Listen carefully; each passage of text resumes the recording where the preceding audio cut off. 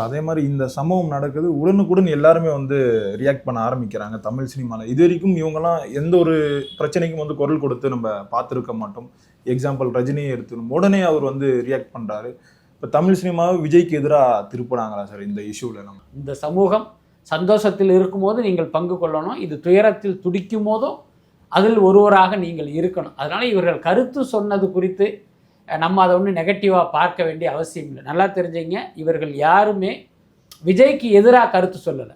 இந்த துயர சம்பவத்துக்கு அவர்களுடைய அனுதாபங்களை, வருத்தங்களை தான் பதிவு பண்ணியிருக்காரு. இது ஒரு பக்கம். அதே நேரம் விஜயினுடைய உயரமும் வளர்ச்சியும் திரையுலகில் உள்ள பல பேருக்கு வந்து ஒரு சின்ன எரிச்சலை ஏற்படுத்தியிருக்குங்கிற உண்மையை நம்ம ஒத்துக்கிட்டு தான் ஆகணும். என்னென்னா, இப்போ நம்ம பார்த்த ஒரு பையன் நம்மளையெல்லாம் தாண்டி இவ்வளோ உயரம் போயிட்டானே அப்படிங்கிற வந்து ஒரு பொறாமைங்கிறது எல்லாருக்கும் இருக்கத்தானே செய்யும்.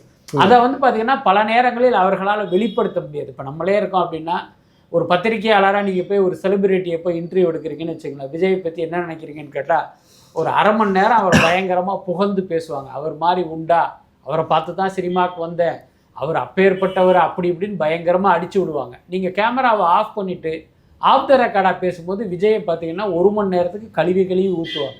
அதுதான் திரையுலகுடைய நடைமுறை. நம்ம எத்தனையோ பேரை பார்த்துருக்கோம்.